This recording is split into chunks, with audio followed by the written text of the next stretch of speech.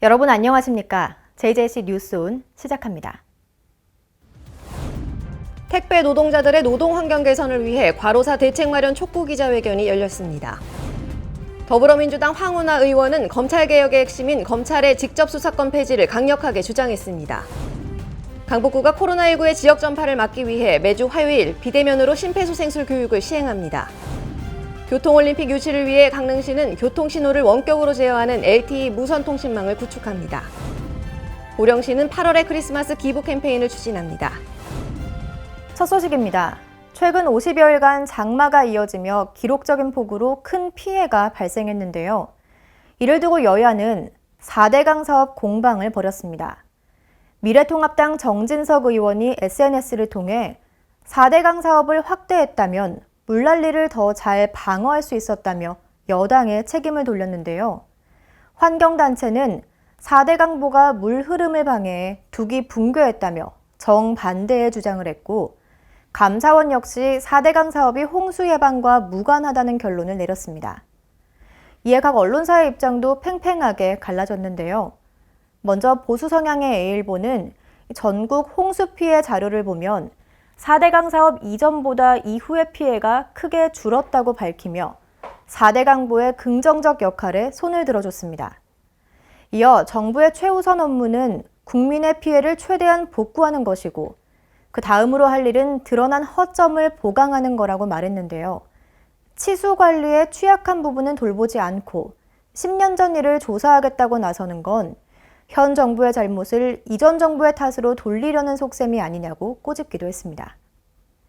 진보 성향의 비일보는 4대강보 건설이 홍수 피해를 줄였다는 주장은 이 사업의 본질을 외면한 궤변이라면서 야당의 자신들의 과거 실정을 정당화하고 현 정부를 공격하는 억지 주장을 멈춰달라고 당부했습니다. 이렇게 정치 공방이 벌어지고 있는 상황에 일침을 가한 언론사들도 있습니다. 진보 성향의 C일보는 절망에 빠진 이재민들을 앞에 두고 정치 공방을 벌이는 모습은 개탄스럽기 이를 데 없다면서 지금 절실한 게 무엇인지 정치권만 모르는 것 같다고 덧붙였는데요. 뚜렷한 근거도 제시하지 않은 채 4대강 사업에 참여하지 않아 섬진강 뚝이 붕괴했다는 통합당의 주장은 최악의 수해를 정쟁의 도구로 삼는 무책임한 행태라고 말하면서 또 4대강 사업 책임론으로 야당의 맞불을 놓는 민주당의 행태 역시 부적절하다고 꼬집었습니다. 중립적인 입장의 D일보도 많은 국민이 망연자실해 있는데 여야는 볼성사나운 자원봉사 인증샷 경쟁에 이어 해묵은 4대강 사업까지 소환해 정쟁에 골몰하고 있다고 쓴소리를 했습니다. 수해 복구가 최우선이고 그 후 전문가들과 함께 4대강 사업의 효용성을 과학적으로 분석해야 한다고 주장했는데요. 국민 대다수가 공감할 수 있는 객관적이고 권위 있는 결론을 내야 한다면서 조사단의 전문가들이 학자적 양심에 충실해서 4대강이 정쟁의 소재가 되지 않도록 후세에도 부끄럽지 않은 과학적 결론을 내려야 한다고 강조했습니다. 국가는 자연재해로부터 국민을 보호할 의무가 있습니다. 재해의 원인을 상대 진영의 탓으로 돌리는 정쟁에서 벗어나 막중한 책임감을 느끼고 피해 복구 대책과 재발 방지 대책을 세우는 데 머리를 맞대길 바랍니다. 다음 소식입니다. 경기도 광주시에 있는 위안부 피해자 쉼터인 나눔의 집에서 후원금을 유용했다는 의혹이 있었는데요. 이 의혹이 사실로 확인됐습니다.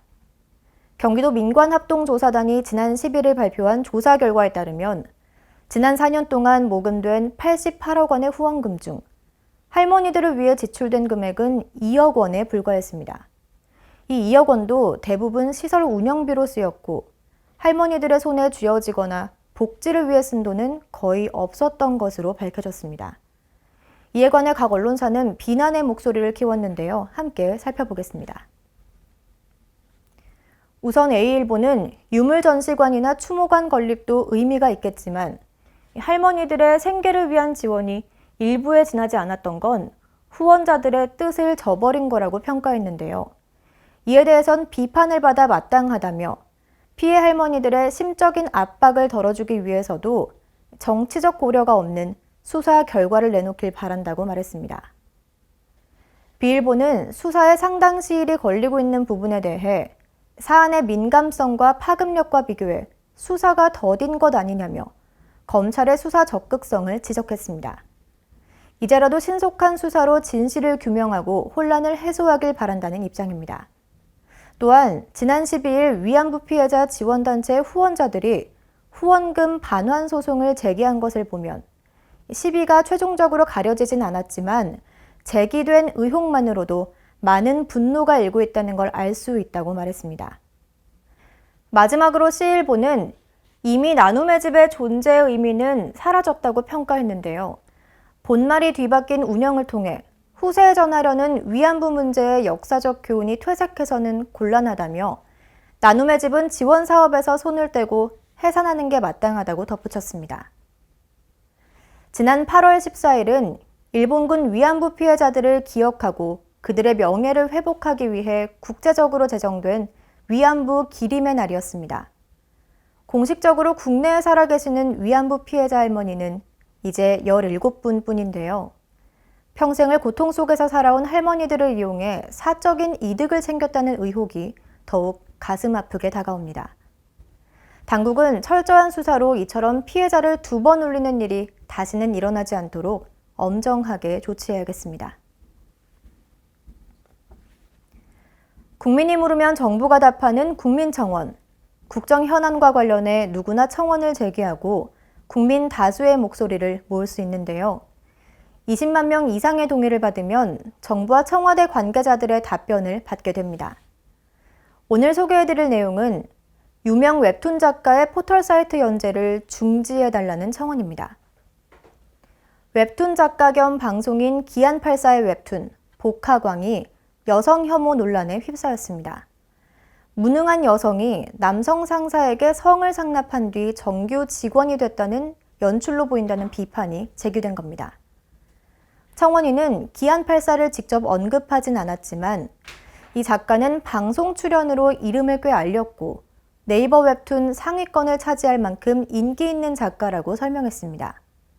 이어 웹툰 복하광을 암시하며 최근 올라온 웹툰에서 여주인공이 본인과 20살 차이가 나는 대기업 팀장과 성관계를 해 대기업에 입사한다는 말도 안 되는 내용으로 여성을 희화화했다고 지적했습니다.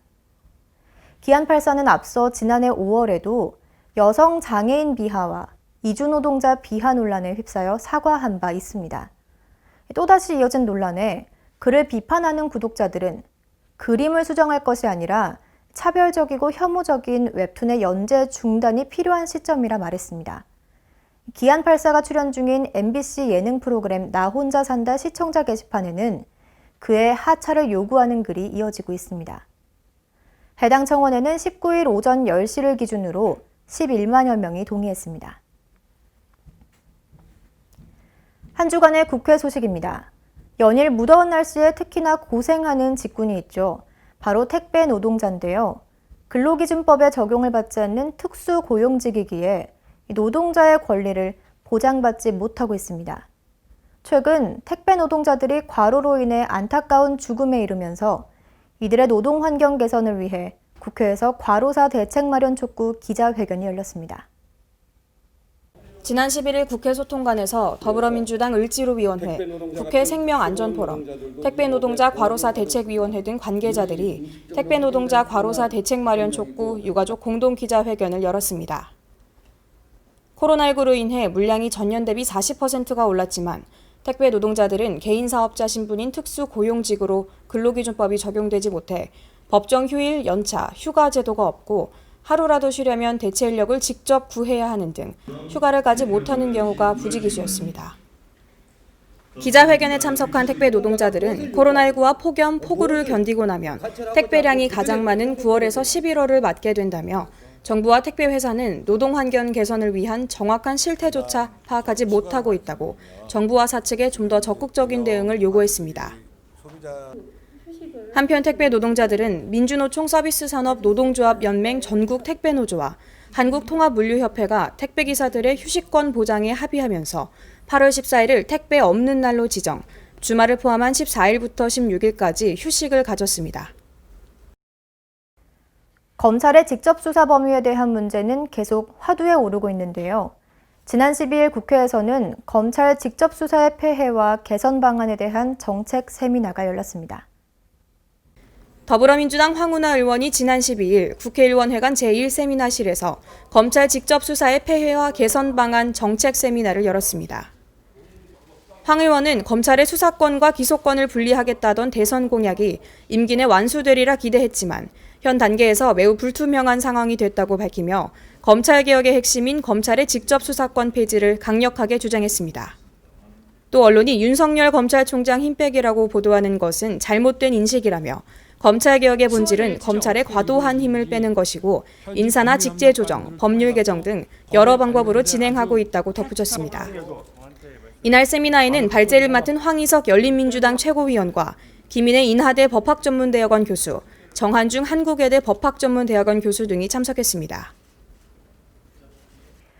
길었던 장마는 끝났지만 일부 지역은 여전히 수해 복구 작업에 애를 먹고 있습니다. 이에 더불어민주당 임종성 의원을 비롯한 관계자들이 전남 구례를 찾아 수해 복구 작업에 나섰습니다. 지난 15일 광주을 지역위원회, 더불어 나눔봉사단, 4050 특별위원회 그리고 시 도의원들은 전남 구례를 방문해 집중호우로 인한 수해 복구를 도왔습니다. 구례군 곳곳에는 흙탕물에 침수된 집과 시장터 등 폐허가 돼버린 곳이 많았지만 관계자들은 빠른 복귀를 위해 힘을 합쳤습니다. 또한 폭염으로 봉사활동에 어려움이 있었지만 구례군민의 빠른 일상생활 복귀를 위해 봉사자들의 손길은 분주해졌습니다.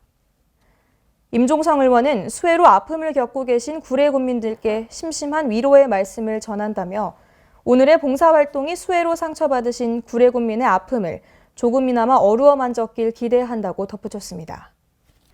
수도권 소식입니다. 강북구가 코로나19의 지역 전파를 막기 위해 매주 화요일 비대면으로 심폐소생술 교육을 시행합니다. 1급 응급구조사의 영상 시연에 이어 미리 배부된 마네킹으로 가슴 압박을 실습한 뒤 전용 앱을 이용해 압박 속도 등을 교정받는 방식으로 진행됩니다. 강북구가 코로나19 확산을 예방하기 위해 비대면 심폐소생술 교육을 확대 시행합니다. 강의는 오늘 10월 27일까지 매주 화요일마다 오후 3시부터 5시 사이에 진행됩니다. 강북구는 교육일 7일 전까지 응급의료교육장 이메일로 접수한 신청자 가운데 컴퓨터와 스마트폰, 인터넷 사용 여부 등의 준비사항을 고려해 대상자를 선정할 계획입니다. 학습은 원격 화상회의 프로그램을 통해 이루어지며 강북구는 마네킹과 자동 심장 충격기 등의 장비를 참가자에게 미리 배부한 뒤 강좌를 실시할 예정입니다. 강연은 1급 응급구조사 전문 강사들이 담당하고 참여자들은 개인 스마트폰을 통해 출석을 확인하게 됩니다.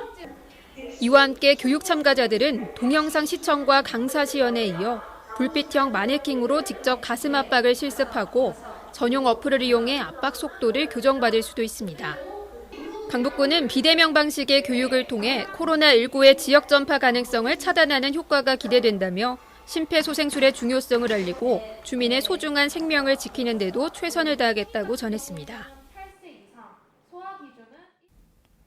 마포구가 실질적인 주민자치를 실현하기 위해 서울시 최초로 온라인 주민자치 아카데미를 운영하는데요. 이 아카데미는 주민 모두에게 온라인으로 개방됩니다. 마포구는 뉴노멀 시대의 새로운 주민자치 전략으로 500명의 주민이 참여하는 온라인 주민자치 아카데미를 계획하고 있습니다. 온라인 주민자치 아카데미는 마포에 살고 있는 주민이면 누구나 집에서 간편하게 참여할 수 있는 주민자치 교육 플랫폼입니다. 주민 모두에게 온라인으로 개방되는 주민자치 교육 시스템은 서울시 자치구 중 최초입니다. 9월부터 10월까지 온라인으로 실시되는 아카데미 교육은 주민자치의 이해, 세계의 주민자치 사례, 인문학으로 이해하는 마을 이야기 등 3가지 주제로 구성될 계획입니다. 아카데미 참여 신청은 8월부터 마포구 16개 동 주민센터에 방문해 신청할 수 있습니다. 9월 중 휴대폰 문자 메시지로 전송되는 개인별 아이디와 비밀번호를 이용해 주민자치 아카데미 홈페이지에서 교육을 수강하면 됩니다. 최근 최장기간 장마로 전국 각 지역에서 시설물 피해가 이어졌죠. 특히 중부 지역의 피해가 컸는데요. 의왕시는 이 기간 하천 시설물에 대한 현장 점검을 시행했습니다. 8월 4일 김상돈 의왕시장과 시 관계자들은 계속되는 장마철 폭우로 인한 안전사고 예방을 위해 관내 하천 시설물에 대한 현장 점검에 나섰습니다. 김상돈 시장은 왕곡천 하천 시설물과 하천 정비 건설 현장을 찾아 관계자와 함께 현장을 둘러봤으며 기록적인 폭우로 불안해하는 시민들이 안심할 수 있도록 자연재해와 안전사고 예방에 최선을 다해달라고 관련 부서에 당부하기도 했습니다. 일왕시는 장마 막바지까지 조직별 비상근무에 돌입해 지속적인 현장 점검을 통해 혹시 모를 상황에 대비했습니다. 광역시 소식입니다. 대전시가 코로나19로 어려움을 겪는 소상공인의 경영 부담을 줄이고 근로자의 고용 불안을 해소하기 위해 지역 내 소상공인의 사회보험료를 지원합니다. 대전시가 코로나19 상황에서 고용을 유지하는 소상공인에게 업체당 최대 1인 사회보험료 3개월분 50만 원씩 총 100억 원을 지원합니다. 이번 고용유지 소상공인 사회보험료 지원 사업 대상은 대전 내에 사업장을 두고 영업 중인 소상공인으로 공고일인 8월 10일 기준 고용보험에 가입돼 있는 고용원 수를 3개월 이상 계속 유지 시 혜택을 받을 수 있습니다. 또한 신청 기간은 8월 10일부터 10월 30일까지 선착순이며 신청 방법은 사회적 거리두기 실천을 위해 대전경제통상진흥원 홈페이지를 통한 비대면 온라인 접수로 진행됩니다. 국토교통부에서 주관한 공공건축물 그린 리모델링 공모 사업에 광주시의 국공립 어린이집 2개소, 보건소 3개소 등 총 5개 사업이 선정됐습니다. 공공건축물 그린 리모델링 사업은 정부의 그린 뉴딜 사업으로 준공된 지 15년 이상 경과된 국공립 어린이집, 보건소 등을 대상으로 에너지, 생활환경, 미관 등을 신축 건축물 수준으로 개선하는 사업입니다. 광주시에는 화정이동 어린이집, 서창 보건진료소 등 총 5개 시설이 선정되어 고성능 단열, 창호, 설비 개선을 통한 에너지 성능 향상, 실내 공기질 개선 등으로 총 사업비 18억 2,500만 원 중 12억 7,800만 원을 국비로 지원받게 됩니다. 이 사업은 전국적으로 약 12만 톤의 온실가스를 줄이는 효과가 예상됩니다. 또한 공공건축물 생활환경 개선을 통해서 이 공간을 이용하던 노약자나 어린이들이 보다 쾌적한 공간을 이용할 수 있을 걸로 기대됩니다. 이번 사업을 통해 광주시는 2045년 탄소 중립 달성을 목표로 추진 중인 광주형 그린 뉴딜 종합계획 달성에 탄력받는 것은 물론 정부의 한국형 뉴딜 정책에서 주도적인 역할을 담당할 수 있을 것으로 보입니다. 다음은 강원도 소식입니다. 2025년에 열릴 ITS 세계총회, 이른바 교통올림픽을 유치하기 위해 올해 초 강릉이 국내 후보 도시로 선정됐죠. 강릉시는 첨단 교통 시스템을 구축하고 있는데요. 신호등이 무선 통신망인 LTE로 연결돼 효율적으로 신호를 운영할 수 있게 됩니다. 교통올림픽으로 불리는 ITS 세계총회 유치를 위해 첨단 교통 시스템을 구축하고 있는 강릉시는 교통 신호를 원격으로 제어할 수 있는 LTE 무선 통신망을 구축합니다. 올해 안으로 통신망이 구축되면 강릉시청 관제실에서 도로 상황을 파악하고 상습적으로 정체가 이어지는 구간에 대해 신호등 주기를 원격으로 변경하고 교통 흐름에 맞게 신호 운영이 가능하게 됩니다. 또 강릉시는 앞으로 교통량에 따른 감응형 신호, 교통사고 등의 돌발 상황 관리 시스템, 긴급 차량 통과 시스템 등 ITS 시설을 단계별로 추진할 계획입니다. 음식을 짜고 맵게 먹으면 건강에 악영향을 주죠. 홀몸 어르신들이 성인병 등에 걸리는 걸 예방하기 위해 평창군이 나섰습니다. 어르신이 영양관리를 쉽게 할 수 있도록 아흔에도 건강한 아버지 요리교실이 열렸습니다. 이번 요리교실은 나트륨 과다 섭취로 인해 성인병과 뇌졸중의 위험이 늘어나고 있고 영양 섭취가 취약한 홀몸 어르신께 저염, 저열량 건강식단을 제공하기 위해 진행됐습니다. 아버지 요리교실은 남성 어르신 10명을 대상으로 7월 28일부터 8월 27일까지 10회 운영하며 장조림 마늘볶음밥, 골뱅이 소면 무침 등 저염, 저당, 저열량에 맞춰 건강식단을 실습합니다.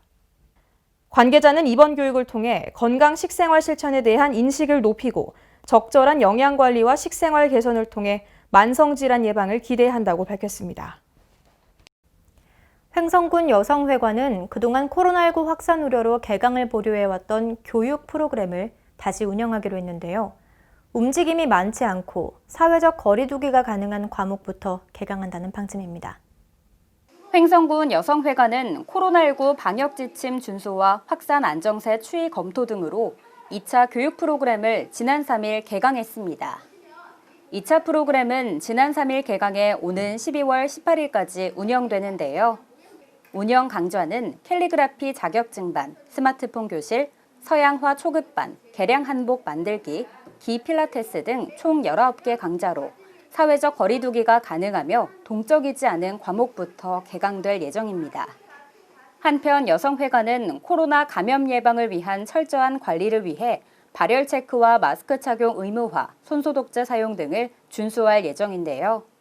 이외에도 프로그램 운영 시 수강생 간 거리 간격 확보, 교육 시간 조정 등 관리 감독을 철저히 해나갈 방침입니다. 또한 감염 의심자 발생 시 즉시 관할 보건소에 신고하는 등 수강생과 강사들의 코로나 감염 예방 관리에 만전을 기할 계획입니다. 이어서 충청도 소식입니다. 충청북도가 내년도 정부 예산을 6조 원 이상 확보하기 위해 총력을 기울이고 있습니다. 특히 중부 내륙선 철도 건설은 4천억 원까지 확보할 계획입니다. 충청북도가 올해 확보한 정부 예산은 6조 854억 원. 2014년 4조 원을 처음 돌파한 뒤 꾸준한 증가세를 유지하고 있습니다. 충청북도는 올해에 이어 내년에도 정부 예산 6조 원 돌파를 위해 총력을 기울이고 있습니다. 특히 충청북도 핵심 사업 반영에 힘을 쏟고 있습니다. 우선 예산 증액이 필요한 사회 간접자본 사업은 충청 내륙 고속화도로와 천안 청주공항 복선전철, 중부 내륙 철도 건설입니다. 충청 내륙 고속화도로 건설에는 789억 원이 반영됐지만 도가 요구한 2천억 원에 한참 모자랍니다. 도는 2025년 정구간 동시 개통을 위해 조속히 사업을 추진해야 한다며 예산 증액이 필요하다는 입장입니다. 타당성 제조사가 진행 중인 천안 청주공항 복선전철 사업은 현재 10억 원을 확보했으며 충북 구간은 기본 계획과 비교할 때 변동이 없는 만큼 분리의 발주를 요구하고 있습니다. 3,162억 원이 반영된 중부 내륙선 철도 건설은 4천억 원까지 확보할 계획입니다. 또한 내년 정부 예산안에 빠진 핵심 사업의 반영에도 총력을 기울이고 있습니다. 오송 국제 K-뷰티스쿨 건립을 위한 12억 원과 오송 R&BD 융합연구병원 건립 10억 원이 우선 확보 사업입니다. 이외에도 충북 유기농 바이오 헬스 산업 육성 지원 사업 5억 원, 전통 무예 지능시설 건립 15억 원 등 핵심 사업의 예산 증액 반영을 위해 노력하고 있습니다. 8월의 크리스마스, 많은 사랑을 받은 아름다운 영화인데요. 보령시는 동명의 캠페인을 추진해 따뜻한 기부를 이어갑니다. 지난 4일 8월의 크리스마스 기부 캠페인 추진을 위한 모금트리점 등과 성금 기탁식이 개최됐습니다. 대천 이동 행정복지센터에서 열린 이번 행사는 지역사회 보장협의체와 함께 추진됩니다. 이와 관련해 대천 이동은 모금트리점 등 및 보령 청년회 성금 200만 원과 대천 이동 자율방범대 50만 원의 성금, 그리고 대천 이동 사회보장협의체와 연합으로 본격적인 기부 활동을 전개해 나갈 방침입니다. 8월의 크리스마스는 800만 원 기부를 목표로 진행되며 기부 금액은 독거노인 및 소외계층을 위해 사용됩니다. 경상도 소식입니다. 양산시 동면 가산리와 금산리 일원에 추진 중인 가산 일반산업단지 조성 사업이 지난달 1일 착공에 들어가면서 본격화됐습니다. 현재 조성공사 시공업체 선정을 마치고 보상 완료된 건물에 대한 철거 작업이 진행 중인 가운데 가산산단은 67만 1,359제곱미터 규모로 3,499억 원을 투입해 오는 2023년 완공될 예정입니다. 산단은 항노화, 의생명 기반의 특화 산업단지로서 앞으로 미래 신성장 산업 기반을 바탕으로 지역경제 활성화에 큰 효과를 나타낼 것으로 기대하고 있습니다. 포항 지진이 지열 발전으로 인한 인재로 밝혀졌죠. 그런데 포항 지진피해구제법의 완전한 시행까지 그 마지막 문턱을 넘기가 참 어렵습니다. 지난 6일 포항시청에서 포항 지진피해구제법 시행령 개정안에 관한 공청회가 열렸지만 결국 무산됐습니다. 공청회에서는 산업통상자원부 포항특별법 시행령 제정 TF 관계자와 전문가가 직접 개정안 전반에 대해 설명하고 시민들과의 질의응답 시간을 가질 계획이었습니다. 하지만 시민들은 감사원 감사 결과 포항 지진이 국책 사업인 지열 발전에 의한 인재로 밝혀졌음에도 불구하고 정부가 피해 금액의 70%만을 지원하는 등 책임 있는 사과와 대책이 이루어지지 않는 것에 강력 항의했습니다. 이에 공청회는 시작 40분 만에 시민들의 거센 반발에 부딪혀 무산됐습니다. 포항시는 시민들의 요구에 따라 책임 있는 관계자 참석과 진정성 있는 공청회 재개를 산업부에 다시 건의할 계획입니다. 한편 지진특별법 시행령은 산업통상자원부에서 제정해 지난 4월 1일부터 시행됐으나 피해구제 지원금 및 피해자 인정 신청 등에 관한 사항이 현재 개정 절차에 있으며 9월 1일부터 시행됩니다. 전라도 소식입니다. 전남권역 재활병원은 2022년 겨울 완공할 예정인데요. 전남대학교와 병원 관계자들이 참석한 가운데 여수시는 전남권역 재활병원의 실시 설계 용역 중간보고회를 열었습니다. 이날 보고회는 용역사인 건축사무소 휴먼플랜에서 제시한 의견과 간담회를 통해 건의된 내용을 포함해 실시 설계 추진 상황을 설명했습니다.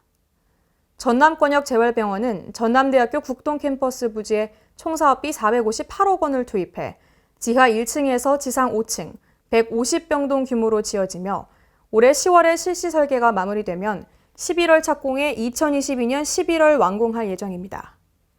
이번에 완공될 전남권역 재활병원은 척수와 뇌 손상, 근골격계와 소아 재활을 전문으로 하며 전남대학교 병원에서 위탁 운영할 예정입니다.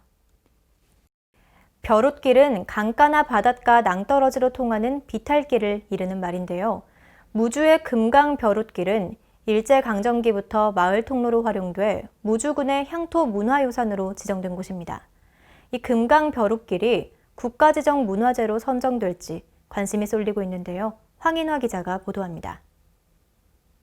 무주군 분안면 조항산 자락의 무주 금강벼룩길이 국가지정 문화재 명승 지정을 앞두고 문화재로 선정될지에 비상한 관심이 쏠리고 있습니다. 조항산 자락에 위치한 무주 금강벼룩길은 일제강점기 시대 분안면 대소리에서 구람리 율소마을을 이어주는 마을통로로 활용됐고 아동들의 통학로가 되면서 지역 주민들로부터 관심과 사랑을 받아왔습니다.